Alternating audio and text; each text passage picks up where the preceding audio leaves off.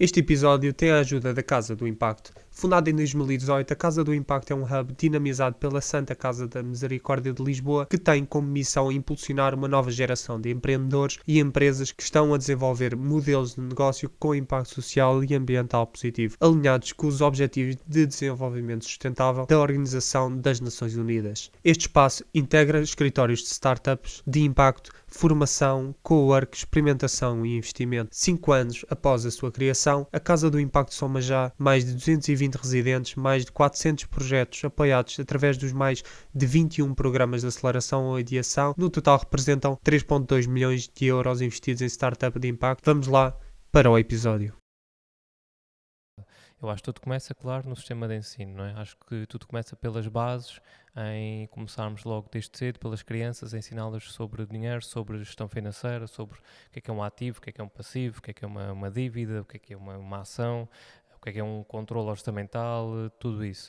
Porque, pelo menos eu falo por mim, acho que tu também te revês, e a maior parte das pessoas revê-se, que chega aos 18 anos ou chega à idade de começar a ganhar o seu salário e não sabe de que forma é que há de gerir esse dinheiro, não é? Não, sabe que existe poupança, sabe que existe um depósito a prazo, sabe talvez que existe os PPRs e a partir daí não há mais nada. O investimento acaba aí, não é?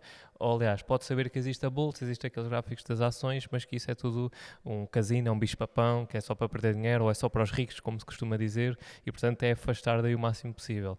E as pessoas crescem sem saber como gerir o dinheiro.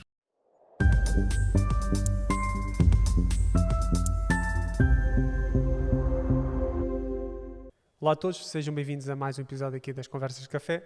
Hoje estamos aqui na presença do Pedro Santos, mais conhecido por Ser Riquinho. Obrigado, Pedro, por teres vindo aqui ao nosso podcast. O que é o Ser Riquinho? Como é que foram os primeiros anos do Ser Riquinho? Conta-nos como foi. Então, olha, obrigado eu pelo convite, é um prazer estar aqui neste espaço que ainda agora te estava a dizer é muito bonito, não conhecia, conheço bem Lisboa, mas aqui a Casa do Impacto não conhecia, por isso também os parabéns por este belo espaço. Então, o que é o Ser Riquinho? O Ser Riquinho é uma empresa de educação financeira, começou como um hobby meu, que eu gostava muito de finanças, de investimentos, investi o meu dinheiro e vi que cá em Portugal não havia nada do género. Já havia qualquer coisa, mas nada que explicasse, pelo menos numa linguagem que as pessoas conseguissem perceber bem, numa linguagem acessível, o que é uma ação, uma bolsa de valores, o que são dividendos, portanto, na minha opinião, não havia nada que explicasse para a maioria das pessoas entender bem o que era e também elas terem que começar a investir. E foi daí que surgiu a minha vontade em querer começar o Ser Riquinho. Eu já gostava do tema, já era uma paixão minha, o mundo dos investimentos. Fez uma grande diferença na minha vida quando comecei a investir. Tinha a vida financeira muito organizada e o facto de ter começado a investir também me fez organizar muito a casa, entre aspas. E comecei como um hobby, trabalhava das 18 até à meia-noite, 1 da manhã, 2, em part-time, digamos assim, não é? O full-time tinha de ser das 9 às 18.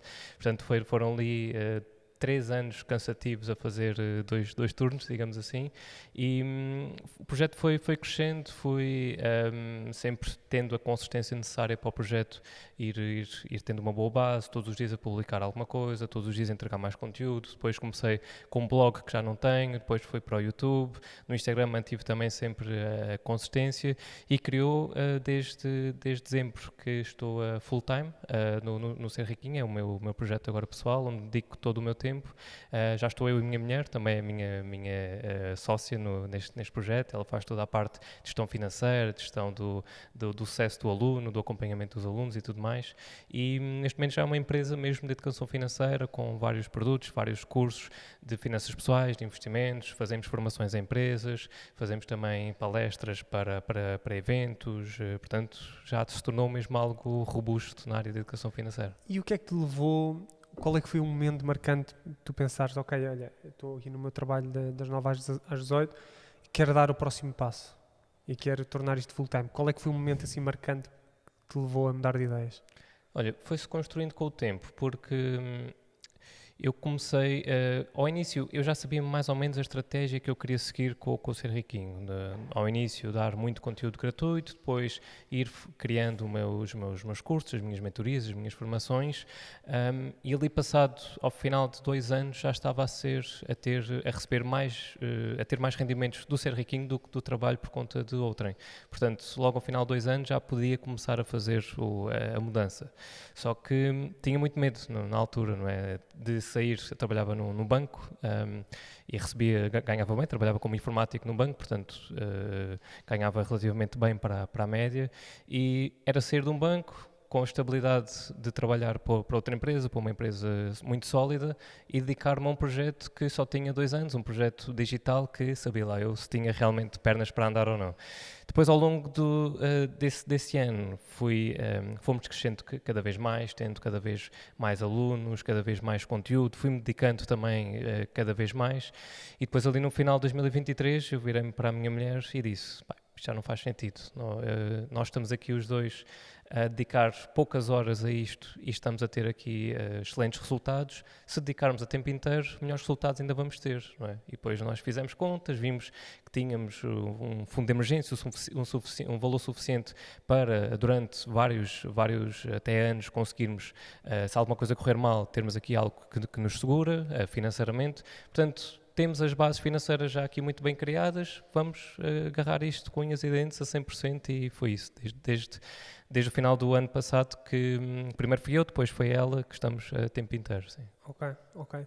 E tu, ou seja, vocês dão só educação financeira ou têm algum tipo de produto especial, assim, fora desse ramo? Não, nós por agora, o nosso core é totalmente finanças, sim. Temos um curso de finanças pessoais que ensina as bases de finanças pessoais, como criar um orçamento, como liquidar as dívidas, como, por exemplo, ganhar dinheiro com cashback, uma série de coisas à volta das finanças pessoais. Esse é um dos nossos produtos. Depois também temos um curso de investimentos, que é o Grande Investimento, que esse já tem mais de 2.500 alunos, é onde nós focamos a nossa energia, é nesse curso. Tem vindo a crescer bastante, muitos módulos, muitas aulas também com convidados, aulas ao vivo para esclarecer dúvidas, para acompanhar os alunos, e depois também damos as formações a empresas, não tanto quanto gostaríamos, também se calhar por falta de tempo, porque o tempo não estica, não é? Temos só 24 horas, mas são essas as nossas 3 áreas de negócio principais: tem o curso de finanças pessoais, curso de investimentos e as formações para empresas. E o vosso crescimento foi linear, foi progressivo, ou houve algum boom no vosso percurso? Foi mais ou menos linear, ou seja, foi muito consistente logo desde o início. Eu tinha muito bem um caminho que sabia que, seguindo aquilo, que íamos conseguir crescer bastante.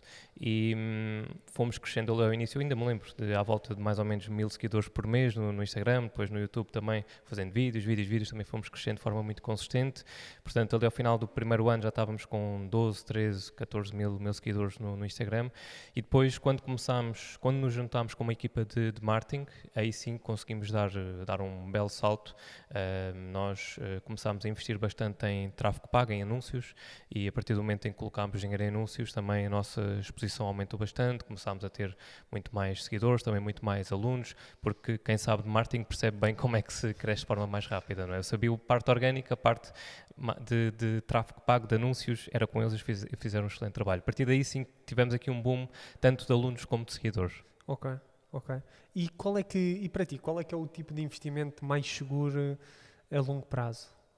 Mais seguro a longo prazo. Existe muitos tipos de investimento, uns mais indicados para certos perfis de investidores, não é? Perfis de investidor. Existe o perfil mais agressivo, mais moderado e mais conservador. Se nós quisermos ter mais rentabilidade, temos também de ter mais risco associado, não é? Não existe muita rentabilidade com pouco risco. Era bom, mas não existe nada do género. Existem vários produtos com capital garantido, muito conservadores, sem risco nenhum, como os certificados Aforro, não é um produto muito conhecido cá em Portugal, que não tem risco nenhum, paga uma taxa neste momento de 2,5% e, portanto, muitas pessoas colocam lá o seu dinheiro porque tem a garantia do Estado português, não é? E dá uma rentabilidade mais ou menos interessante, o 2,5%.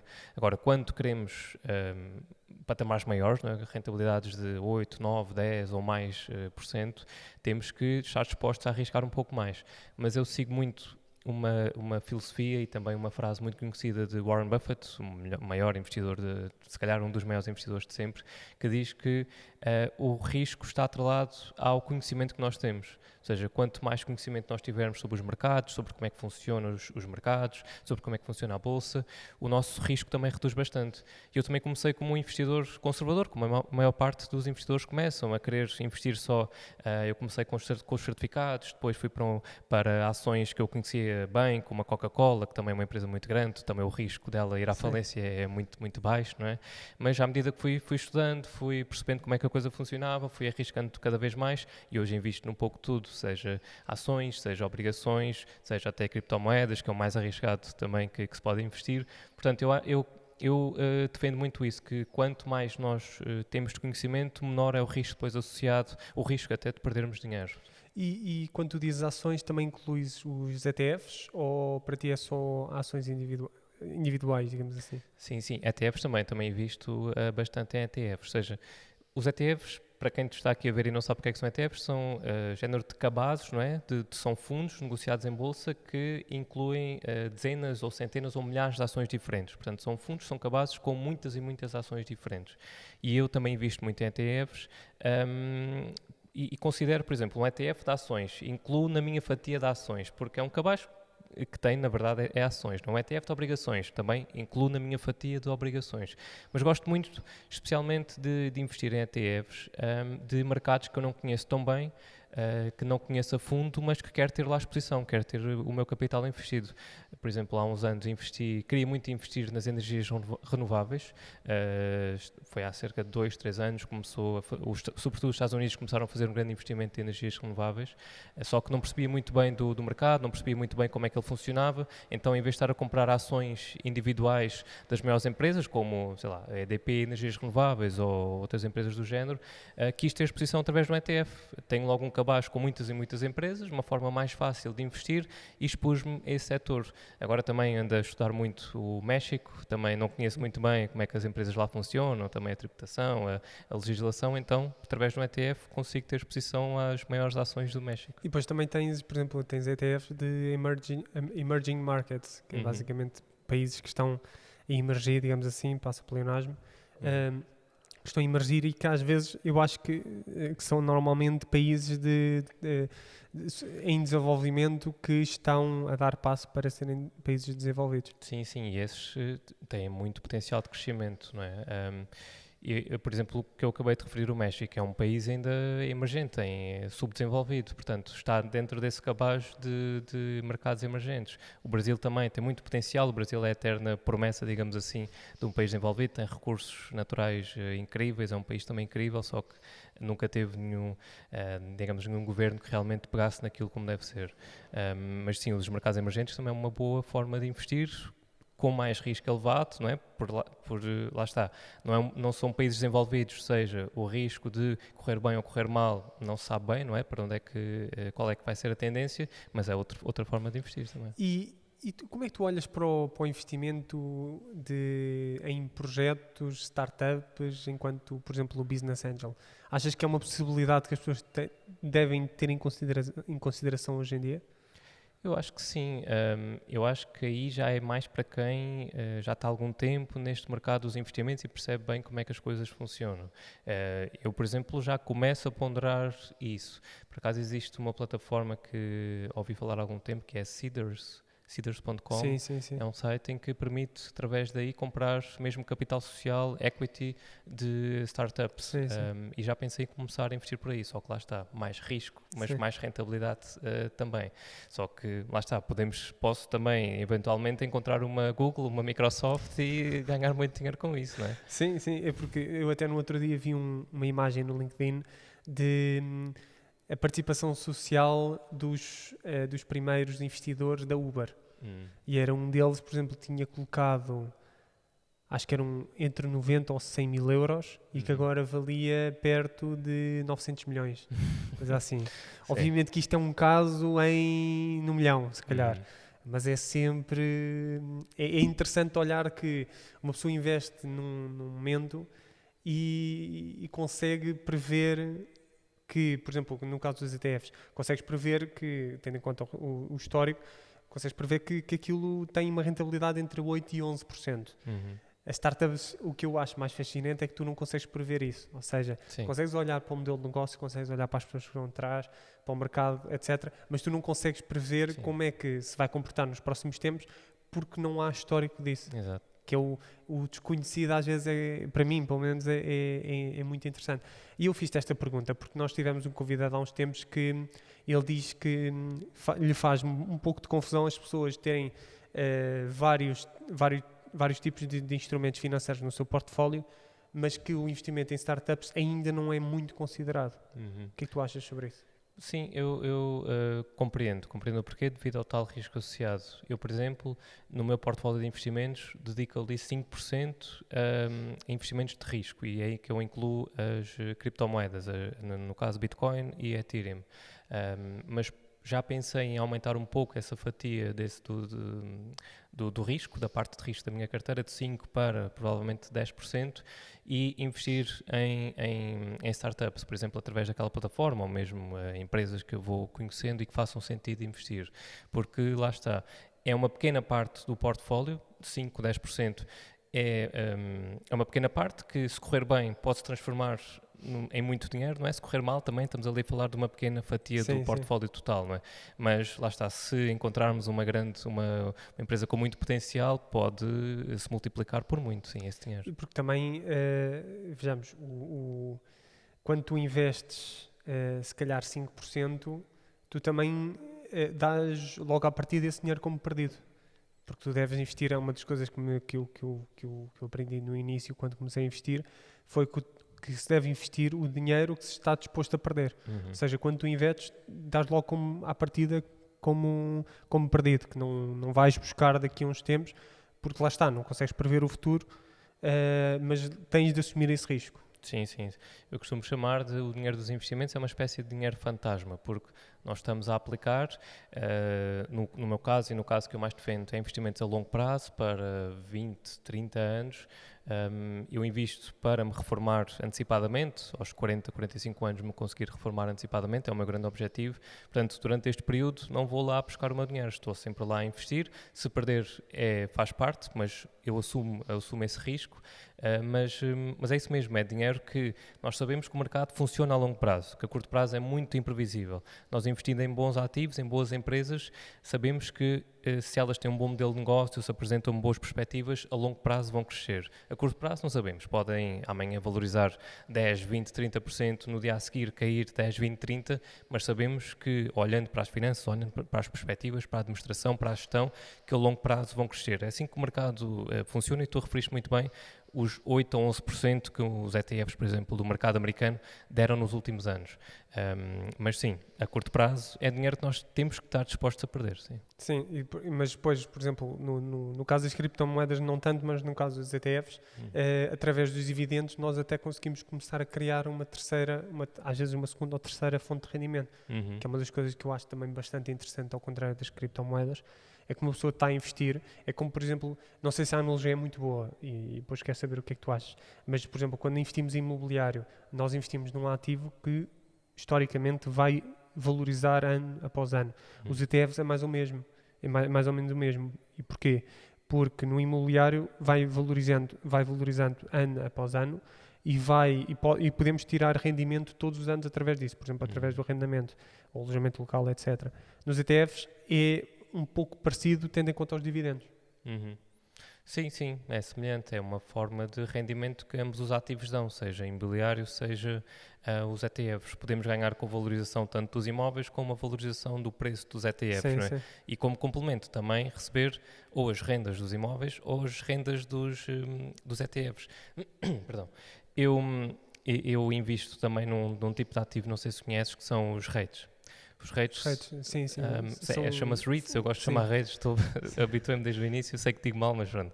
Os REITs são empresas que se dedicam ao investimento imobiliário, são empresas americanas, a maior parte, que se dedicam a investir em imobiliário, são cotadas em bolsa tal como as ações.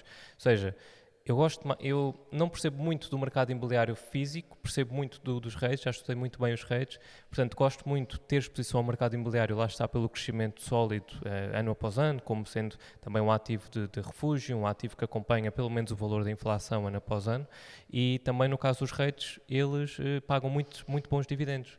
Portanto, ganho também com a valorização do mercado imobiliário, da própria empresa e também dos dividendos que eles vão pagando todos os meses ou trimestres aos investidores. E onde é que uma pessoa pode aprender mais sobre REIT? Seguir a minha página, Eu sou fã. a minha página e o meu YouTube, sim, falo muito, é dos produtos financeiros que eu mais gosto, se não o que eu mais gosto mesmo muito. Eu, ao início, não conhecia REITs, li num livro do mentor de Warren Buffett, que era o Benjamin Graham. Benjamin Graham. A Graham, sim. Graham, Benjamin sim. Graham, sim. Intelligent Um investidor inteligente, sim. Sim. E ele li lá a primeira vez sobre REITs, que era um ativo que era muito bom para proteger-nos da inflação, que era negociado em bolsa, que investia em imobiliário, e a partir daí comecei a estudar mais sobre isso e achei incrível o potencial de nós, comprando, por exemplo, um REIT que custa, sei lá, 30, 40 dólares, conseguimos ter exposição a todos os imóveis que ele tem. Eu, por exemplo, invisto num que é talvez dos mais populares do mundo, é a Realty Income. A Realty Income tem cerca de 15 mil imóveis diferentes, ou seja, comprando uma ação da Realty Income por, neste momento, a 58 dólares, eu sou indiretamente dono dos 15 mil imóveis que ela tem, o que é uma coisa incrível, não é? Sim. Portanto, E sobre os REITs, eu queria saber a tua opinião, porque tu investes, por exemplo, tu compras uma ação desse ETF e detens, por exemplo, esses 15 mil, um bocadinho desses 15 mil imóveis. Também é uma boa forma de mitigar o risco, tendo em conta as bolhas históricas que nós tivemos do imobiliário, por exemplo, em 2008, 2010. Também é uma boa forma de mitigar o risco. sim. Sim, eu por acaso não gosto muito de investir em ETFs de REITs, gosto mais de investir em REITs de forma individual, portanto, neste momento estou exposto apenas a 3 REITs diferentes, que cada um deles tem centenas ou milhares de imóveis diferentes, o que acaba por reduzir um pouco o risco, não é? Só que são imóveis mais virados para o setor comercial, ou seja, não é tanto para a habitação, na habitação é que normalmente acontece ou aconteceu em 2008 o problema da bolha imobiliária, não é? Mas, por exemplo, gosto muito de investir num REIT que está exposto hotéis e casinos de Las Vegas. Eles têm basicamente aquela rua principal de Las Vegas, a Las Vegas Strip, têm quase os grandes hotéis e casinos todos de Las Vegas. Portanto, é um negócio, digamos que anti-crise, anti-bolha imobiliária e anti-tudo, porque vão ter sempre clientes, vai estar sempre gente a ir para os hotéis de luxo, a jogar no casino. Portanto, eu também invisto estrategicamente para me proteger contra esses cenários de bolha imobiliária, de crise, seja uma crise pandémica, seja aquilo que for. Por exemplo, gostava muito de investir num REIT, que entretanto foi absorvido por outro, foi comprado por outro, que os seus imóveis eram anti-digitalização, ou seja, os inquilinos desse REIT, os imóveis que esse REIT arrendava, os inquilinos não podiam deixar de ter aquele imóvel para passar para um negócio online, ou seja, eram imóveis de restaurantes, ginásios, ou seja, ir ao ginásio pela internet não dá, não é? Ou ir a um restaurante também em casa, por Uber Eats dá, mas o restaurante vai sempre existir. Portanto, também estrategicamente invisto de forma a proteger-me contra esses cenários. Sim, a diversificação bem feita protege-nos contra tudo isso. Sim. Ok. E tu achas que, por acaso, quando eu estava a pensar... quando estava a pensar em te convidar para o episódio, eu já tinha visto o teu conteúdo, estávamos a falar isso em off, e há uma coisa, por acaso, que eu penso bastante, porque nós, quando começamos a estar no mundo dos investimentos, ouvimos muito sobre o rendimento passivo, e sobre a fonte de rendimento passiva, sobre podermos estar a receber dinheiro sem termos necessariamente de estar a trabalhar por hora para isso.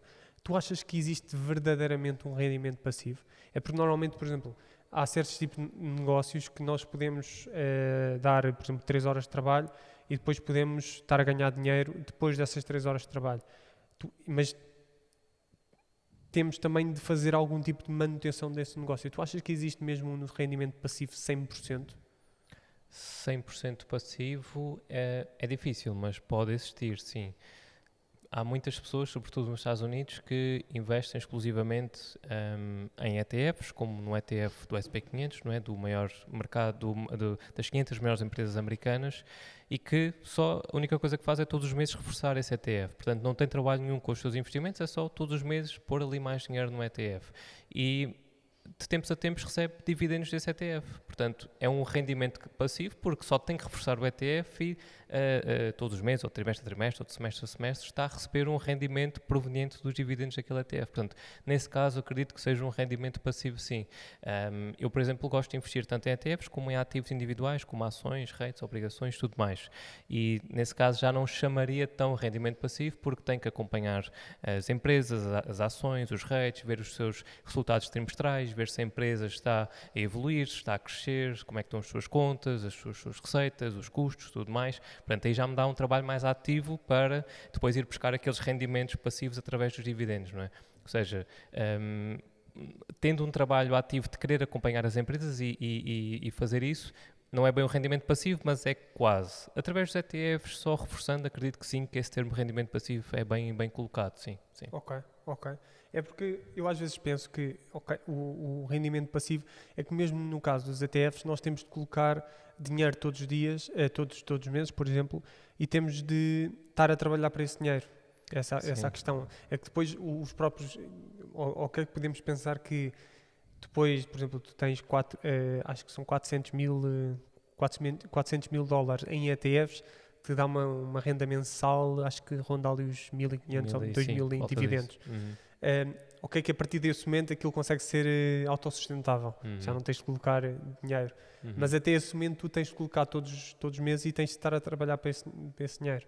Sim, é verdade, é aqui uma questão filosófica interessante, porque sim, é um rendimento passivo, mas tu tens de trabalhar ativamente para ganhar o dinheiro, não é? Sim, não se gera sozinho, estou a perceber a questão, sim, mas imagina, eu invisto numa empresa como a Coca-Cola, que há pouco estávamos a falar, eu coloco o meu capital, os gestores da empresa, os trabalhadores da empresa fazem o seu trabalho, a empresa cresce, com base no crescimento paga-me dividendos e eu basicamente não fiz nada diretamente para aquela empresa para gerar bons resultados e para receber aqueles dividendos. Eu só coloquei lá o meu dinheiro e disse, tomem, olhem, com esse dinheiro trabalhem, invistam naquilo que vocês quiserem para melhorar o negócio, para depois eu receber um rendimento proveniente deste dinheiro que eu apliquei. Portanto, é mais passivo nessa lógica de só coloco o dinheiro e de tempos a tempos estou a receber dinheiro dali. Ok. E tu achas que, e agora voltando assim um pouco mais ao mundo da literacia financeira, qual é que é a forma de que Portugal pode sair da cauda europeia nos níveis de literacia financeira, para ti? É difícil, é muito difícil, é um problema estrutural e nós realmente estamos há já muitos anos na cauda. Eu acho que tudo começa, claro, no sistema de ensino, não é? Acho que tudo começa pelas bases, em começarmos logo desde cedo, pelas crianças, a ensiná-las sobre dinheiro, sobre gestão financeira, sobre o que é um ativo, o que é um passivo, o que é uma dívida, o que é uma ação, o que é um controle orçamental, tudo isso.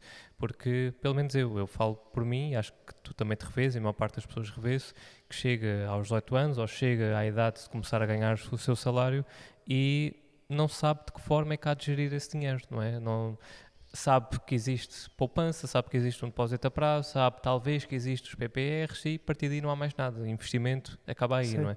Ou, aliás, pode saber que existe a bolsa, existe aqueles gráficos das ações, mas que isso é tudo um casino, é um bicho-papão, que é só para perder dinheiro ou é só para os ricos, como se costuma dizer, e portanto é afastar daí o máximo possível. E as pessoas crescem sem saber como gerir o dinheiro. Eu comecei a ganhar dinheiro, eu o que fazia com ele era, com o meu primeiro salário, eu vivia em casa dos meus pais, portanto também não tinha muitas dívidas. Com o meu primeiro salário eu gastei-o todo por inteiro no passe do comboio para vir de Setúbal até aqui para Lisboa e também com o iPhone. Ou seja, foi logo o primeiro salário e mais um bocadinho que já tinha de parte para comprar um telemóvel. Fui juntando um bocadinho para comprar um quê? Um carro, e fiz um crédito automóvel com isso também, dei 2.000 euros de entrada mais ou menos e fiz um crédito automóvel, ou seja, comecei logo de forma errada, comecei logo por gastar tudo, por criar dívidas e eu e os meus amigos e toda a gente que eu conhecia à minha volta também fazia a mesma coisa, portanto eu achava que aquilo era um padrão normal de gestão do dinheiro e eu fazia o mesmo porque via que era comum, ou seja, eu acho que existe um grave problema de literacia financeira. Acho que vejo pelo menos cada vez mais pessoas a acompanharem, cada vez mais pessoas a interessarem-se sobre isso, a fazerem muitas perguntas, muitas pessoas a entrarem também nas minhas formações, o que é bom, é um bom sinal, é sinal de interesse, só que falta as bases, falta começar por programas de educação financeira que funcionem nas escolas, porque já houve vários programas de literacia financeira nas escolas que não funcionaram. Eu acho que cerca de 2% é que teve uma boa taxa de sucesso, porque depois os programas ou não são bem estruturados, ou a formação dada aos professores também não é melhor e eles não sabem também como lecionar a matéria. Portanto, também falta as bases das bases, ou seja, estruturar um bom programa para depois entregar uma boa literacia financeira desde a escola básica, depois para a secundária e por aí fora. O Porto anunciou uma medida que vai ter como obrigatória a disciplina de educação financeira a partir do ensino básico, pelo menos nas escolas do Grande Porto, o que é ótimo. Vamos ver, lá está, se vai estar bem estruturado e se vai funcionar bem. E se funcionar bem, é um bom teste para depois o resto do país também seguir essa boa iniciativa do Porto. Sim. E também saiu uma notícia há uns tempos, acho que foi eu não quero dizer aqui o órgão de comunicação social, porque depois posso estar errado, mas um órgão de comunicação social que lançou uma notícia a dizer os melhores sites, os melhores bancos para as melhores empresas para ter um crédito para férias. Que também é uma coisa que eu até antes de entrar no mundo da literacia financeira e de investimentos, era uma coisa que me fazia bastante confusão, quer dizer, era uma pessoa estar a pedir um empréstimo para ir de férias, quer dizer, não estamos a falar de, por exemplo, um crédito de automóvel, um crédito de habitação, porque uma pessoa tem de se deslocar, precisa de um automóvel, uma pessoa precisa de ter um sítio para viver, tem um crédito de habitação, mas agora uma pessoa pode fazer férias, não de uma forma muito cara e consegue ter algum dinheiro todos os meses de parte para fazer umas férias que estão ajustáveis ao seu modo de vida. Mas agora um crédito para férias é algo que me faz bastante confusão e obviamente que os comentários eram todos o melhor crédito para férias é jornalístico, como as pessoas dizem. E o que é que tu achas sobre isso? Eu também não concordo, obviamente. Acho que tanto crédito para férias, crédito para comprar um telemóvel, como também se faz muito. Imagina, até pode ser um crédito, como nós vemos aí, sem juros, não é? Como até para os eletrodomésticos, até muitas empresas fazem isso. Podemos não estar a pagar juros, mas ainda assim é uma dívida. Nós estamos a contrair uma dívida, temos um empréstimo, temos uma dívida para com aquela entidade. Se nós não pagarmos, pode haver problemas. Portanto, as pessoas foram ensinadas para isso, que os créditos são normais, que não há problema nenhum em ter juros ou não ter juros, que é completamente normal, é igual. E vem desde as bases, lá está, novamente vindo às bases. As pessoas foram ensinadas a gerir o dinheiro dessa forma e não de uma gestão, de uma mentalidade mais próspera, de querer construir um futuro, de olhar lá para a frente, porque é outro problema, não é? As pessoas não dão qualquer valor àquilo que ainda não viveram, não dão valor à sua reforma, não dão valor a quando forem mais velhos e não terem dinheiro para sustentar bem a sua velhice ou a sua reforma, porque apenas se dedicam a viver o presente. Querem ir de férias, não têm dinheiro, o que é que vou fazer? Um crédito para férias. Quero um telemóvel de 1.500 euros, eu tenho um ordenado de 1.000 euros, mas mesmo assim vou-me endividar para comprar um telemóvel bem acima das minhas possibilidades. Já para não falar do carro, não é? Que é sempre um carro para impressionar o vizinho, o amigo, bem acima também das possibilidades, que é realmente um grande problema. Por acaso isso do carro é uma coisa que me faz bastante confusão e eu espero não estar aqui a ferir suscetibilidades para quem está a ver, mas a questão do carro é uma coisa que me faz bastante confusão, porque uma pessoa que receba 30 mil euros por ano, eu conheço casos de pessoas que recebem 30 mil euros por ano têm carros que custam 50, 60 mil. E quer dizer, uma pessoa está, realisticamente, isto às vezes não é uma boa forma de pensar, mas neste caso uma pessoa tem de estar a trabalhar mais do que um ano para comprar aquele carro. E estamos a falar de um carro que muitas vezes é para impressionar o vizinho, para impressionar os amigos, para impressionar pessoas que às vezes nem sequer notam. E estar a esbanjar dinheiro, e às vezes estamos a falar de muito, muito dinheiro.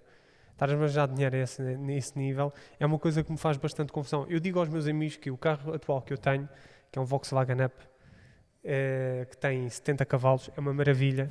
Nós, aliás, com o podcast já fomos para Évora, levámos o material lá todo, eu e mais 2 pessoas, a Rita que está atrás das câmaras, foi connosco. 3 pessoas, pá, o carro maravilha, tinham o carro para mim, tirando obviamente o prazer de conduzir, que eu tenho muito prazer em conduzir, tem uma função que é levar do ponto A ao ponto B. Sim. Agora arranjar um carro de 60 mil euros para 60 mil euros, quem diz, também podemos dizer mais, e às vezes pagar as prestações e para pagar, às vezes fazer um crédito, que às vezes tem um juro de 15%, que é uma coisa, às vezes certos telemóveis que às vezes te apresentam de 19%, 20%, é uma coisa que me faz bastante confusão. Por exemplo, quando eu estava a ver as câmaras para comprar para o podcast, apareceu-me lá a opção, já não me lembro em que loja que foi, mas apareceu-me a opção de pagar em 24 meses com um juro de 19%. Pagava as 2 câmaras, na verdade. Depois pagava 2 câmaras e eu aí comecei a fazer as contas e a pensar, eu vou estar a pagar por mês e também, lá está, não sei como é que é o futuro, ou seja, se eu tiver alguma emergência, depois como é que eu vou pagar este crédito, mas para além disso, ainda mais importante que isso, é 19% em juro. É muito É que alto. estamos a pagar quase um quarto do valor só para a entidade que nos emprestou, sim, diretamente o dinheiro. É muito alto, mas eu acho também que as pessoas não olham sequer para esse número. As pessoas querem, têm necessidade ou querem só ter algum bem, algum ativo, um carro, aquilo que for, e não tem o dinheiro a pronto, então pedem emprestado sem sequer olhar para o valor da dívida que está associado, ou sem sequer saber, por exemplo, o efeito do juro composto que uma dívida pode fazer, que cada vez fica mais cara. As pessoas pensam, olha, eu quero isto, não tenho dinheiro, vou ali a uma entidade qualquer de crédito, faço um empréstimo, tenho dinheiro, compro o carro e fico a pagar durante não sei quantos anos. Não olham para o valor do juro. Cada vez tenho mais essa percepção que não olham para o valor da taxa, porque é absurdo. Nós, com os nossos investimentos, estávamos ainda há pouco a falar dos tais 10% ao ano que o SP500 tem dado, são 10% ao ano com os investimentos que a maior economia do mundo dá, 10% ao ano, que deu pelo menos historicamente. Portanto, estamos a pagar uma dívida que é quase o dobro do que a maior economia do mundo deu historicamente por ano. Ou seja, é um termo de comparação. Eu por acaso nunca tinha pensado assim e agora, pensando assim, faz-me ainda mais confusão. Porque seria preciso 2 anos de uma boa performance do mercado norte-americano para se poder pagar uma prestação de... Sim. Por acaso é inacreditável. É inacreditável. E tu achas que agora, por exemplo, agora falando um pouco da inflação, foi um dos temas que eu também pensei em trazer para aqui para falar contigo, porque aqueles 200 euros do Costa, do Costa, isto é uma expressão de intenção, há cerca de 2 anos, foi há 1 ano, 2 anos, e que agora há aquele prémio para a valorização das propinas, etc. Tu achas que as pessoas têm noção que a inflação, que isso agrava ainda mais a inflação? Acho que não. As pessoas veem esse dinheiro entrar e ficam contentes. Agora, as consequências que esse dinheiro tem desse maior volume de massa monetária a estar distribuído pelas pessoas, não têm noção de que esse consumo, mais dinheiro na economia leva a mais consumo, estamos num período em que o consumo é muito superior à oferta, portanto a inflação aumenta, mas as pessoas não têm noção disso, vêm dinheiro entrar, gostam e vão votar no Costa porque lhes deu esse dinheiro. Só no caso agora Costa saiu do poder, o Pedro Nuno Santos não ganhou também por muito, muito pouco, apesar de todos os escândalos que houve relacionado com a TAP e tudo mais, mas faz mal, o PS dá esses cheques, dá dinheiro às pessoas, dá uma boa pensão, a pensão às vezes que nem condiz com aquilo que devia dar, porque a economia não sustenta essa pensão, mas está tudo ok. E sim, acho que as pessoas não sabem. Ainda eu estava a vir no Uber para aqui para o podcast e estava a ver uma notícia de que agora os novos benefícios para os jovens comprarem casa, que as pessoas não têm noção também que isso não resolve o problema e o impacto que isso depois tem no problema que nós temos na habitação em Portugal também só vai talvez aumentar cada vez mais o problema.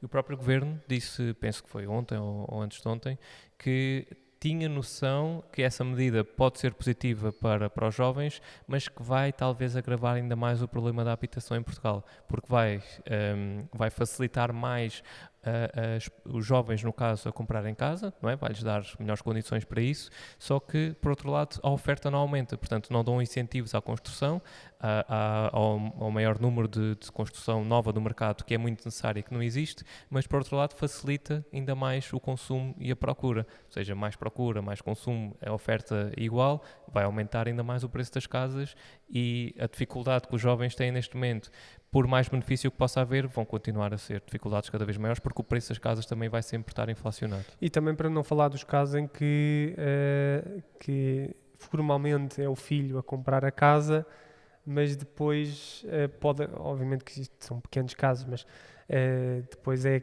o tio ou é o pai a querer comprar a casa e depois a querer vender, mas a aproveitar-se dessa isenção. Sim.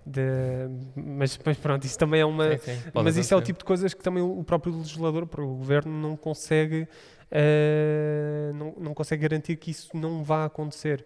Isso depois, obviamente, quem é responsável são as entidades fiscalizadoras. E agora, voltando assim um pouco à altura, ao mundo dos investimentos, o que é que tu achas do investimento em ouro? Achas que ainda é algo viável? Achas que hoje em dia já é um pouco ultrapassado?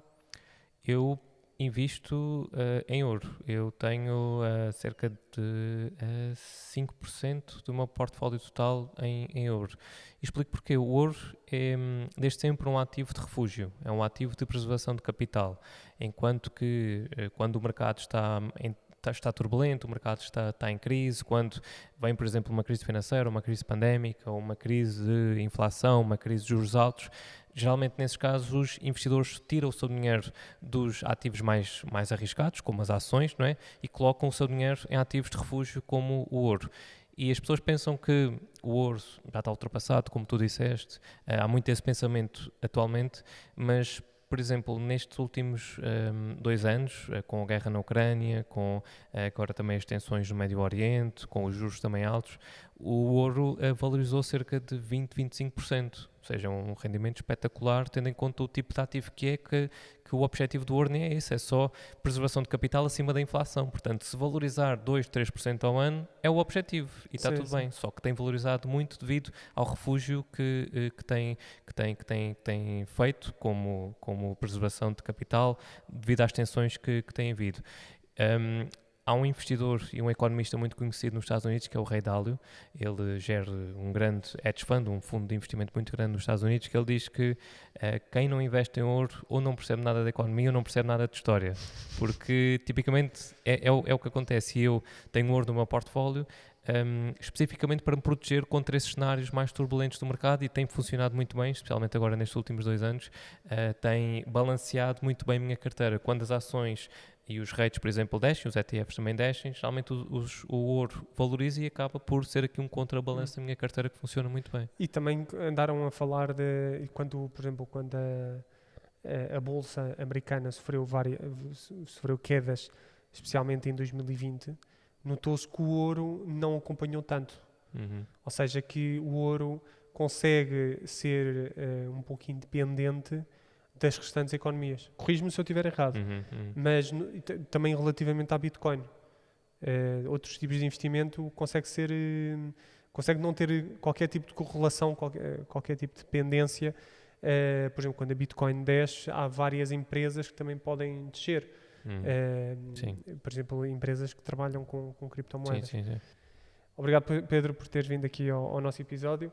Queres deixar aqui alguma nota para os nossos ouvintes? Sim, já agora nós falámos aqui muito de literacia financeira, não é? De investimentos, de estarmos na cauda da Europa. Já agora convido a todos que estejam aqui a ouvir para se inscreverem num evento gratuito, online, que eu vou dar agora nos próximos dias, que se chama de Semana Investir e Diversificar, que são 3 aulas que vos levam a aprender do zero a investir. Portanto, se não percebem nada de investimentos, se acham tudo muito complexo, é o evento ideal. São 3 diazinhos que vão sair de lá muito mais esclarecidos e muito melhores investidores. Portanto, inscrevam-se, que vale muito a pena. Perfeito. Vamos deixar todos os links do Pedro e também do Ser Riquinho e também do evento que o Pedro falou na descrição para dar uma checada. Obrigado, Pedro, mais uma vez por teres vindo aqui ao episódio. Obrigado. Deu para falar sobre várias coisas e para desmistificar vários conceitos, especialmente dos rates. E espero que tenhas gostado. Gostei muito, sim. Obrigado. Um abraço. Foi Obrigado. muito bom.